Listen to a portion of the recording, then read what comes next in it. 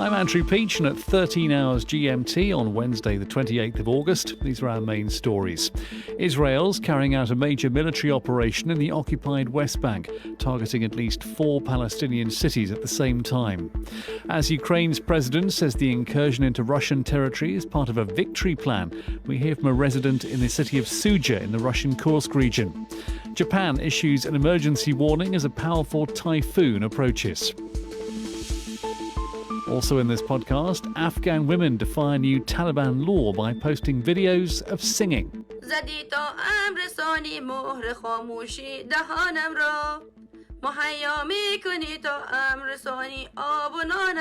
And more than 4,000 athletes from around the world are in Paris for the start of the Paralympics. We'll start in the Middle East. Since the Hamas attacks on the 7th of October, the focus of much of the world's media has been on Gaza and the increasingly tense border between Israel and Lebanon. But violence in the Israeli-occupied West Bank has also been surging. Hundreds of people have lost their lives, and now a major Israeli military operation, the biggest in years, is underway in the north of the occupied West Bank. The assault by land and air began after Israeli soldiers entered refugee camps in the Jordan Valley. At least 9 people have been killed. Noor Odeh is a former spokeswoman for the Palestinian Authority. Since the early hours of dawn, we've seen large contingents of Israeli forces raiding and occupying Jenin and Tulkarem, particularly targeting the refugee camps over there, most notably blocking the movement of paramedics and the entry and exit from hospitals, which is a repeat or a mirroring of the tactics used in Gaza. There's widespread destruction reported in those areas. The IDF has been giving some details of its operation, as our correspondent Yolan Nell told me from Jerusalem. They have confirmed with footage that they carried out an airstrike in Farah urban refugee camp. It's in the north of the Jordan Valley.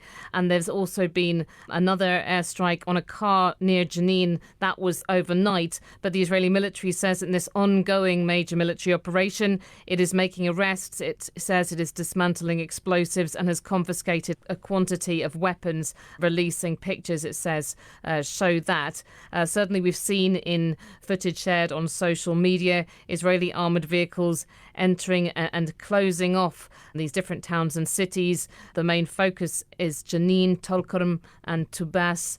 And the speculation is that this really could go on for several days. Palestinian armed groups have put out defiant statements saying that they're fighting Israeli enforcers as they encounter them. They say they've been using explosives against military bulldozers and that they have been gun battles as well. At the moment, locals in Jenin have been telling us that it is quieter than it has been, but still this is an ongoing military operation. People are really very afraid to leave their homes. Obviously, there's always been disruption in the West Bank, but how big an escalation is this to what's happening there?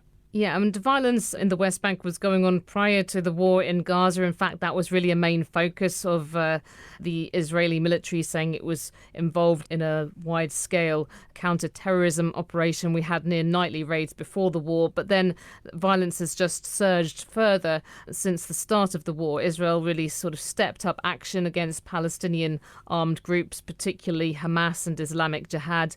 And at the same time, we've seen these increased vigilante attacks by extremist settlers on Palestinian communities. And the Israeli foreign minister has suggested that the West Bank should become like Gaza, so Palestinians can just be told to move when Israel needs them to. What sort of reaction has there been to that? This is really something that's causing alarm, a message that the Foreign Minister Israel Katz put out on the social media platform X earlier. He linked what's been happening in the West Bank to Iran, said that Iran was seeking to open up a new front, a new terror network to attack Israel, as he put it, in the West Bank by funding and supporting armed groups there. And he raised the possibility of Palestinian evacuation orders, these sort of temporary evacuation orders, as he described it, as has been done in the Gaza Strip during the war there. Now, a Palestinian official has come out quickly representing the Palestinian Authority President, Mahmoud Abbas. His spokesman really accused Israel of trying to escalate the conflict in Gaza with this action in the West Bank, and warning that the results could be, in his words, dire and dangerous. Yola Nel in Jerusalem. Ukrainian officials say Russian bombardments in the past 24 hours or so have killed at least 11 people. 6 died on Wednesday in the partially Russian-occupied region of Donetsk, where fighting is at its heaviest. Across the border, Ukraine's military action in Kursk continues. It says it now controls 100 Russian settlements. The BBC has been speaking to a resident of the small Russian town of Suja, now occupied by Ukraine. We'll call her Irina. She's now moved to Kursk city, which is 100 kilometres away, to stay with family members. She says they were given no warning that Ukrainian troops were about to enter the town, despite Moscow saying it had sent buses to move people to safety. I'm a beautician. I have many clients, and none of the people I know have received any help with evacuation. We are all in Kursk, in a rented studio flat which we share between the 5 of us. We are grateful that we found a place to live. But now the problem is we don't have the means to pay for it. All of my work was left in Suja. I have no equipment, no materials, nor a car to move around. My husband lost income too. He had a small shop in town. All his stock remains there. All we have is debt. And how is the situation in Kursk now? Do you feel relatively safe? Kursk is also being shelled, and this makes us anxious. Those who lived in Kursk moved away deeper in Russia, replaced by those who came from Suja. And do you have any communication with Suja? There is no reach. Could you imagine how it smells there now? Rotting food in fridges, abandoned animals. Our relatives had 30 pigs, and they had to leave them all. If only we were given a couple of hours to evacuate, or at least a green corridor. And who should have given you this warning?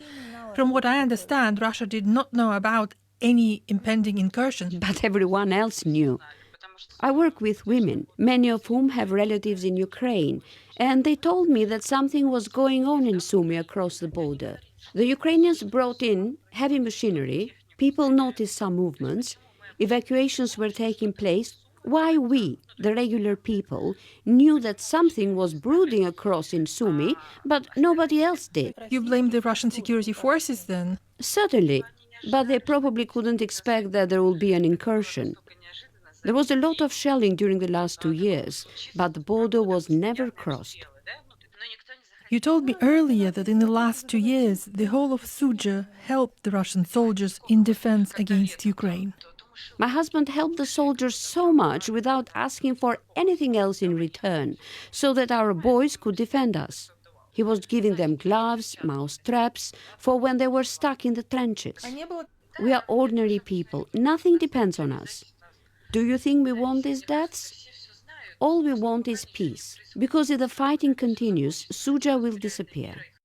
Someone we're calling Irina, who's fled the Russian town of Suja, talking to my colleague Natalia Golsheva-Dace. The Olympics may be over. There will be more sporting action in Paris, though, with the 17th Paralympic Games, the opening ceremony taking place on Wednesday evening.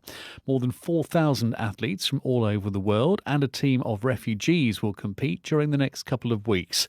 Here's our sports reporter, Manny Jasmi.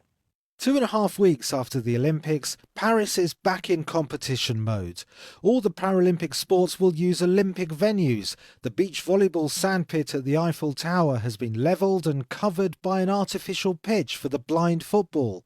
It's expected the record attendance of a blind football match of 5,000 will be broken, but fans there and at the blind-specific sport of goalball will have to stay quiet throughout play so the players can hear the ball. France are aiming to win 20 gold medals and finish in the top 8 of the medals table for the first time in 32 years. One of their biggest hopes is wheelchair tennis player Stéphane Houdet. He's already won 3 Paralympic gold medals and 24 Grand Slam titles. I hope we are being seen seriously as athletes and not as disabled people. Even before the end of the Olympics, the Paralympics were touched by controversy through the presence of the first openly transgender athlete. 50-year-old Italian visually impaired sprinter Valentina Petrillo will run in the 100 and 200 metres. Some of her rivals say that living as a man for 44 years before transitioning has given her an unfair physiological advantage. Petrillo says that sport should teach the value of inclusion and she should be allowed to express herself in her own gender. The president of the International Paralympic Committee, Andrew Parsons, says that transgender rules in parasport are too vague, so she's welcome to compete. The sport movement has to, guided by science, come up with better answers for transgender athletes. So we need to, based on science, have a better and probably a united answer, because it's the reality of the world. They deserve an answer which cannot be, well, this week you can compete, maybe in the future you cannot compete. For the moment, World Parathletics rules allow her to compete, so she will be welcomed as any other athlete. During the Games, the Paralympic Village will host the largest gathering of disabled people in the world. It's 100% accessible according to the International Paralympic Committee. The living areas don't have steps, the bathrooms have plenty of space for manoeuvre, and the all-important electrical sockets are 45 centimetres above the floor, within reach regardless of disability. 50,000 people are expected to attend the opening ceremony on the Place de la Concorde and Champs-Élysées. The head of the Paralympic Organising Committee, Tony Estanguet, says that it will be a daring ceremony that disrupts and shakes up the clichés and prejudices about disability. With more competitors from more nations than ever before and 80% of tickets already sold, the Paralympics have a chance to showcase what disabled people can do and leave the negative portrayals and assumptions about disability in the shadows. Estonia's crime rate is so low its jails are only half full. So the Baltic nation is now considering whether it should rent out some of those empty cells to other countries. It wouldn't be the first time this has happened. The Netherlands and Kosovo have rented out space in their jails. Estonia's Justice Minister, Liisa Pakosta, is hoping she can persuade her colleagues to back the idea, which she says could raise €30 million a year. Going back to 1990s, after we regained our independence, the rate of criminality was quite high. So we literally put the criminals to the prison. It improved the situation quite quickly. And now we are in the situation that we have new, wonderful, very secure, modern prisons, but only half of the place is filled. So the obvious solution for that would be that we raise our export. So we would look toward NATO countries, our good companions, and discuss what would be the best secure solution for both of the countries. When the prison time is up to the end, the prisoners will return to the original country. To build the schools and hospitals, we need actually investments to Estonia. Renting out these places is one of the possibilities to get the money. And when we are now looking to the statistics in Europe or in the wider region, we actually see that the criminality rates are raising. They are raising in most of the countries. And we assume that that would hit Estonia as well. So it might be that we need these places ourselves in, like, say, 7 years, because all our prisons are very modern, very new ones. So it's no reason to knock them down. Estonia's Justice Minister Liisa Pakosta. Still to come, we'll check out the new Barbie phone, which can't get online. This phone comes without social media. And because we've seen this surge in actually young people wanting to have a digital detox, this is actually delivering on what they're demanding right now.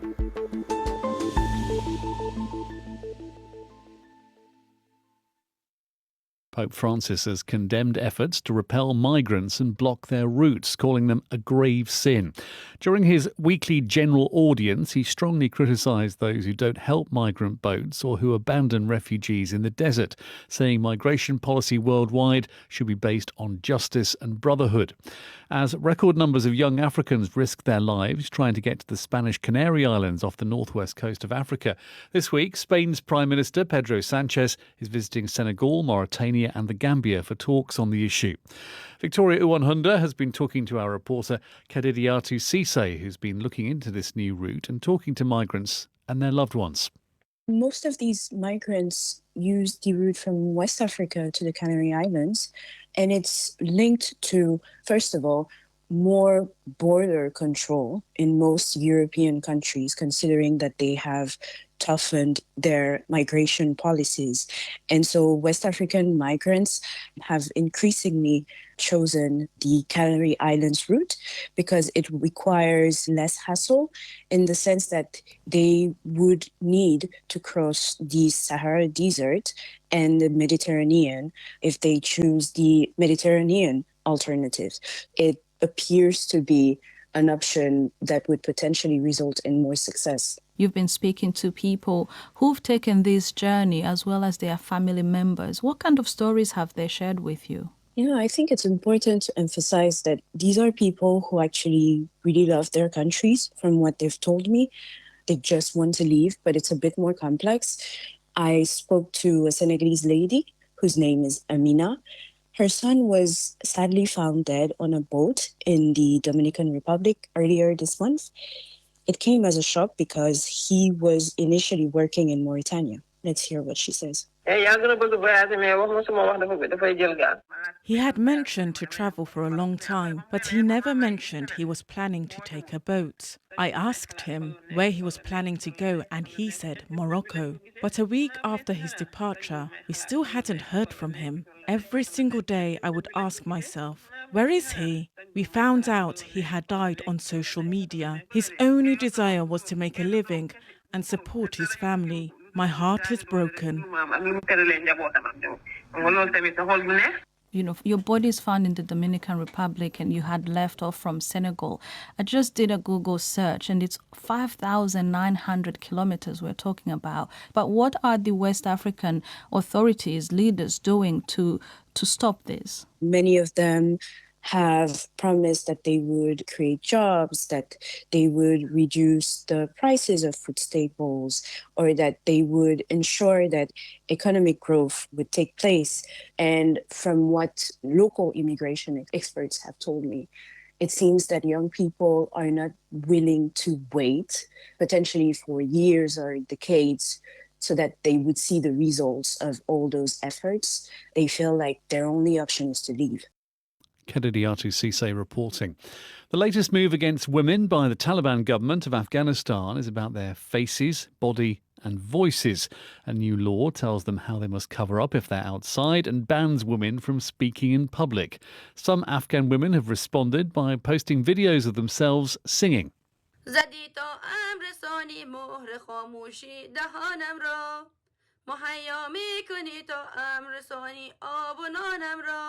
The words include, "You've imprisoned me inside the house for the crime of being a woman." Fawzia Kufi is one of Afghanistan's most prominent female politicians in exile. My colleague Michelle Hussein asked what she thought of the new law. It's not to surprise of any woman in Afghanistan because already since the Taliban returned, gradually they have issued 85 edicts to erase women from any kind of public sphere, education, work. And the last thing women could, and I laugh because it's a tragic laugh. The last thing they wanted to do is to ban women from speaking in public. Now you can imagine if a woman is with no male companion, if she doesn't have a husband, if she doesn't have a brother, if she doesn't have a father, and she wants to go out to just buy grocery and get a taxi, how can she talk?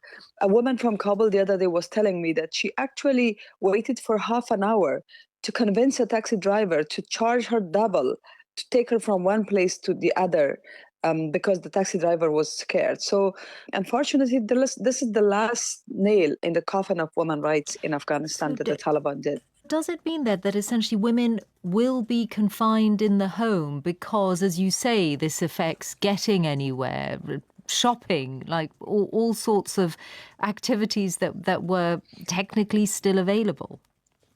Yes, women could still go out to do their, basic stuffs, including visiting friends, families, shopping, and some actually were working in, discreetly in some NGOs or, private companies.